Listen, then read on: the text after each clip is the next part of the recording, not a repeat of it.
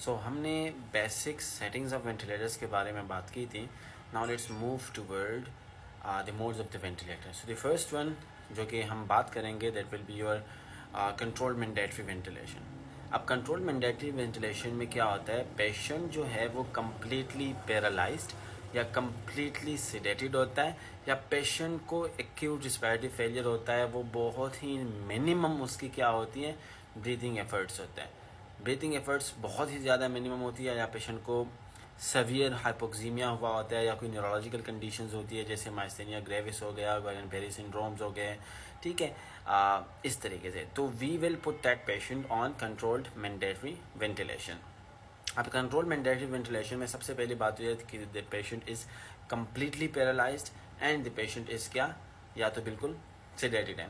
Patient के पास कोई control नहीं होता, all the control is with the ventilator. अगर आप वॉल्यूम को सेट करोगे तो the pressure will be decided by the ventilator. Patient के पास कुछ नहीं है, दोनों एक हेल्थ केयर प्रोवाइडर के हाथों में है, दूसरा जो है वो वेंटिलेटर के हाथों में है. अब इसमें और जो दूसरा एसी मोड हम पढ़ेंगे, ठीक है, जिसको हम असिस्ट कंट्रोल मोड कहते हैं, इन दोनों में बस बेसिक डिफरेंस ही यही है कि इस वाले में पेशेंट ब्रीथिंग को ट्रिगर नहीं कर सकता. The patient will not B triggering any kind of breathing activity.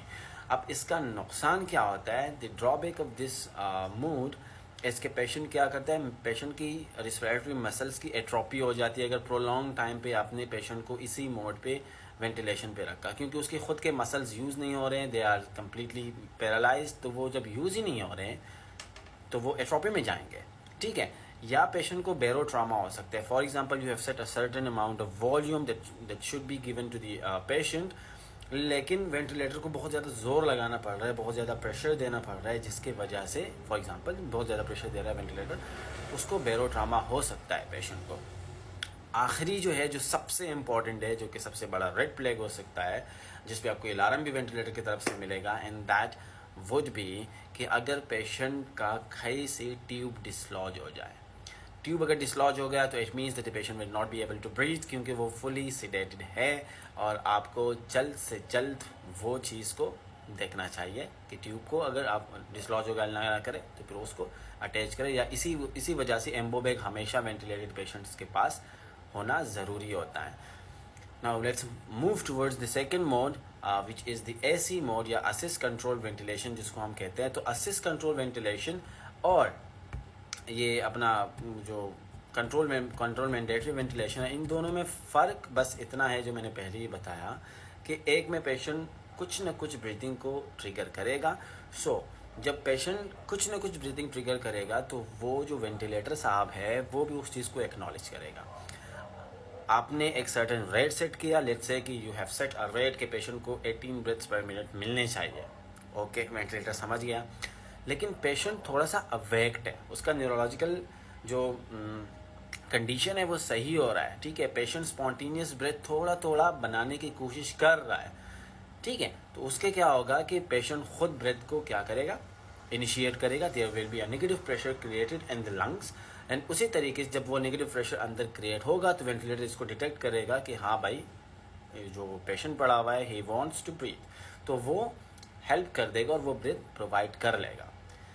तो दोनों में डिफरेंस बस यही है कि एक में पेशेंट के पास क्या है, ये इख्तियार थोड़ा बहुत है कि भाई हाँ आप ट्रिगर कर सकते हो ब्रीथिंग को, और वेंटिलेटर आपको वो ब्रेथ प्रोवाइड करेगा. कंट्रोल में बिल्कुल नहीं कर सकते, कुछ भी नहीं कर सकते. लेकिन इसका भी एक ड्रॉबैक है.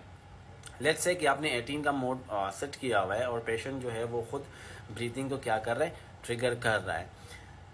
अब जब वेंटिलेटर को पता लगेगा कि पेशेंट ट्रिगर कर रहा है तो वो उसको देता रहेगा. अब इसमें अच्छी बात तो ये है कि अगर वो कम ट्रिगर कर रहा है तो अच्छी बात है, वो 18 तक वेंटिलेटर पहुंचाएगा और आपका रेट चलता रहेगा. लेकिन what if the patient is hyper ventilating, अगर पेशेंट कुछ बहुत ज़्यादा ही ट्रिगर कर रहा है तो वेंटिलेटर ज़्यादा ही क्या देगा, आपका ब्रेथ देगा.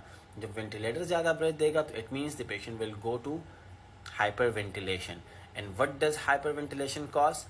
It causes respiratory alkalosis, क्योंकि कार्बन डाइऑक्साइड वॉश आउट हो रहा होगा और बहुत ज़्यादा पेशेंट जो है वो ब्रीथिंग करेगा.